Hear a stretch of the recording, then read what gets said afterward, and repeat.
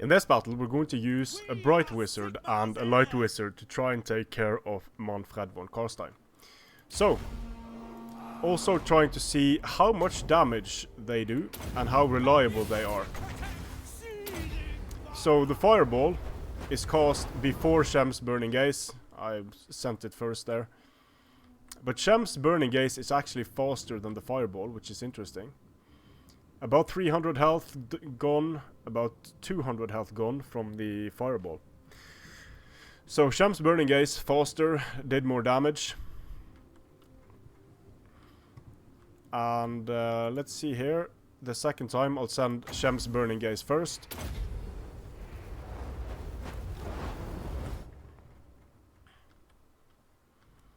So Shem's Burning Gaze does, let's see, 3,200 just to make it easy. 3,200, 2,007. Okay, so 400 damage there against Manfred. Now the Fireball. 2,771. The Fireball is noticeably slower.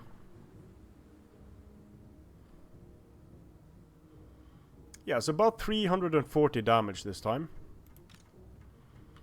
And the Fireball has a cooldown of, let's see here, 8 seconds, costs 5 mana, 5 seconds, 8 seconds cooldown, 5 mana for Shem's Burning Gaze as well.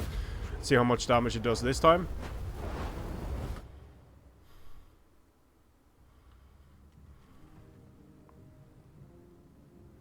Yep, about 400, 420 something. And since these are missiles, and this dude has armor, there will be some variation on how much damage these spells do. Now the interesting thing from, let's see here, just fly away a little. And let the magic recharge. So I can get an overcast in.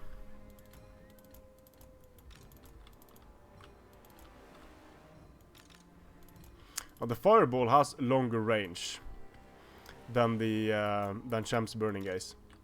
So I'm going to overcast Shem's Burning Gaze. Overcast by double clicking on the spell. Then I increase my chance to miscast the spell, which means that potentially the Light Wizard is going to damage himself quite significantly.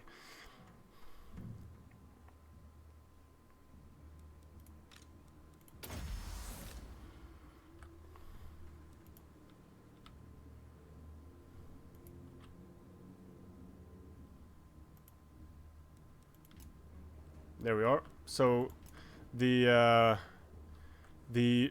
overcast did more damage there, and it didn't cause a misfire on the Light Wizard. So let's try the overcast Fireball to see how well that does, because now there's 1,100 health remaining on Manfred. And those Pegasi are fast.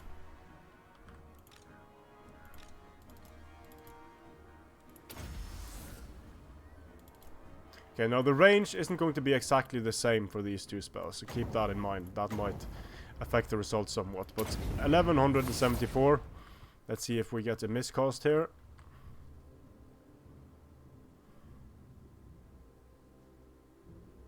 Nope, no miscast. Fireball.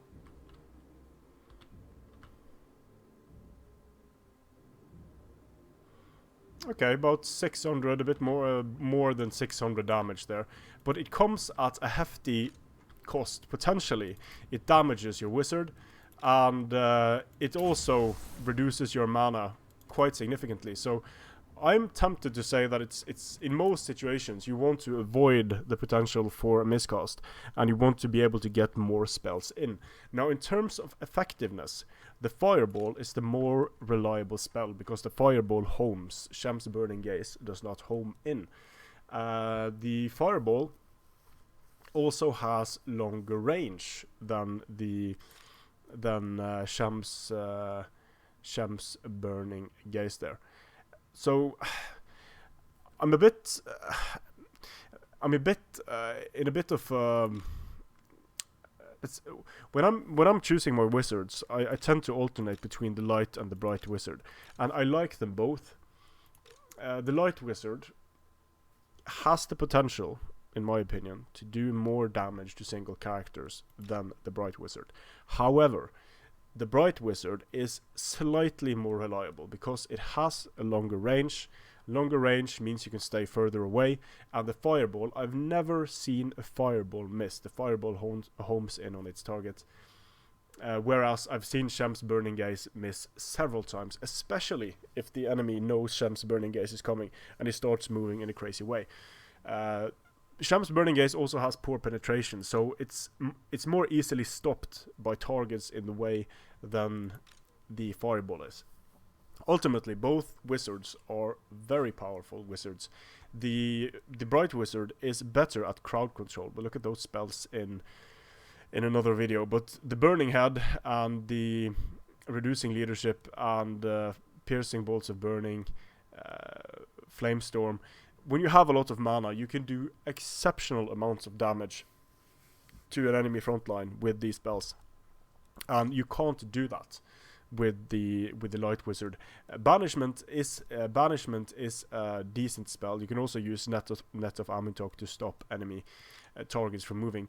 But the ability to use the Burning Head is very cheap, costs only 10. So the ability when you have your mana stores full, the ability to use the Burning Head, a Fireball, and Flamestorm, you can use all of those when your stores are full. That can do obscene amounts of damage to enemy troops. Strength and Honor.